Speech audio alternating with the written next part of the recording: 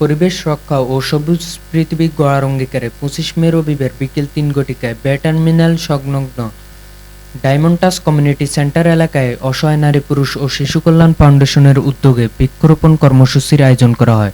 এতে প্রায় ২০০ শতাধিক ফলজ, বনজ ও ঔষধি গাছের চারা রোপণ করা হয়। অনুষ্ঠানে সভাপতিত্ব করেন ফাউন্ডেশনের সভাপতি, বিশিষ্ট মানবাধিকার ব্যক্তিত্ব এইচ.এম. ওসমান গনি চৌধুরী। উক্ত অনুষ্ঠানে প্রধান অতিথি হিসেবে উপস্থিত ছিলেন অসহায় নারী, পুরুষ ও শিশু কল্যাণ ফাউন্ডেশনের প্রধান পৃষ্ঠপোষক, বিশিষ্ট সমাজসেবক, মানবতার পেরিওয়ালা বাশার গ্রুপের চেয়ারম্যান ও সিইও আলহাজ আবুল বাশার আবু। বক্তব্যে তিনি বলেন, আমাদের ভবিষ্যৎ প্রজন্মের প্রতি একটি দায়িত্ব ও জলবায়ু পরিবর্তনের অভিঘাত থেকে দেশকে রক্ষা করতে আমাদের সকলকে নিজ নিজ অবস্থান থেকে ভূমিকা রাখতে হবে।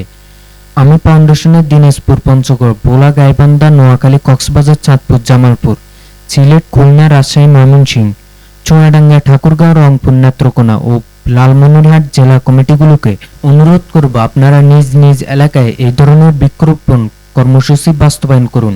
এতে বিশেষ অতিথি হিসেবে উপস্থিত ছিলেন ফাউন্ডেশনের উপদেষ্টা, বিশিষ্ট সমাজসেবক, শাপলা টেলিভিশনের ব্যবস্থাপনা পরিচালক, বনফুল অ্যান্ড কোম্পানির জেনারেল ম্যানেজার জনাব আমানুল আলম।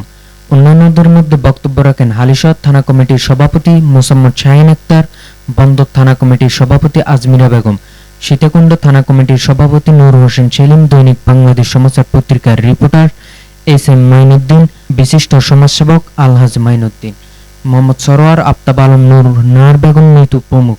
মোহাম্মদ ইউসুফ। সময় এখন চট্টগ্রাম।